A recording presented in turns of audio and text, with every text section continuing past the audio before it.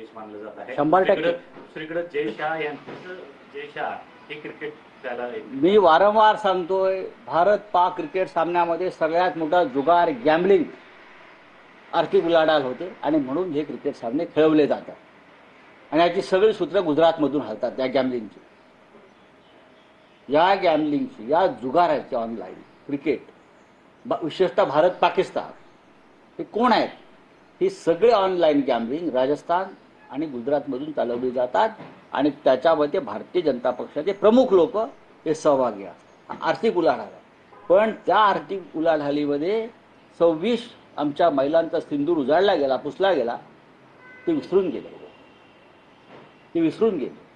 फक्त राजकारणासाठी हौतात्म्य, भारत पाकिस्तान, पुलवामा, पहलगाव, उरी आणि इतर वेळी व्यापार. शिवसेना 14 तारखेला आपली भूमिका रस्त्यावर दिला. उद्धव ठाकरेंनी स्पष्ट सांगितलं, देशाला हे मान्य नाही आणि हिंदुत्वाला हे मान्य नाही. 4 दिवस बाकी आहेत. तुम्ही काही निवेदन वगैरे देणार आहात? पंतप्रधानांना पत्र कशाला? मी तुमच्या माध्यमातून सांगतोय. मी आज ट्विट केलंय, त्यांना टॅग केलंय. निवेदन कशा करता द्यायचे? त्यांना कळत नाही जनतेच्या भावना काय. आधी स्पष्टीकरण दिले की जागतिक स्पर्धा असतील, आशिया कप असेल, चॅम्पियन्स ट्रॉफी असेल, वर्ल्ड कप असेल, त्यात भारत पाकिस्तान सामना खेळावला जाऊ शकतो. ते काही सांगतील, देशाला मान्य नाही.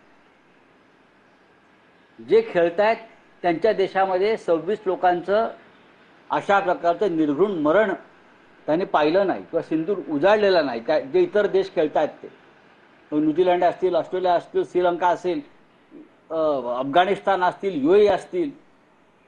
आमचा देश दहशतवादाशी पाकिस्तान बरोबरचा सामना करतो. आमचा देश रोज रक्त सांडतोय, बलिदान देतोय. तरी जर नरेंद्र मोदी म्हणत असतील हा जागतिक विषय आहे, मग हा जागतिक विषय इतर वेळी नव्हता का? जेव्हा तुम्ही विरोधी पक्षात होता तेव्हा तुम्ही विरोध केला होता. काल एक महत्वपूर्ण बैठक झाली, ती पूर्णतः राजकीय होती. कारण तुम्ही देखील होता, भान आमदार होते, कोण होतं? ठाकरे बंधू होते. त्यामुळे पूर्णतः राजकीय चर्चा. कसं का असेल? 2 ठाकरे बंधू आमचे प्रमुख, म्हणजे उद्धवचे राज्य एकत्र असतील म्हणून ते राजकीय कसं काय म्हणता? बंधू आहेत ना, बंधू आहेत ते. आणि मी मित्र आहे.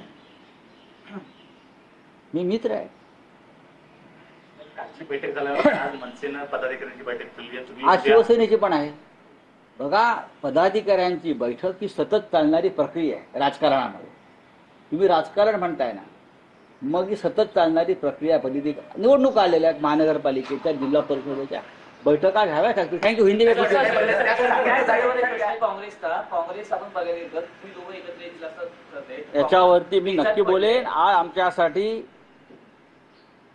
रविवारचं जे आंदोलन आहे भारत पाक क्रिकेट सामन्याविरुद्धचं, तो आमच्यासाठी देशासाठी महत्वाचा विषय आहे.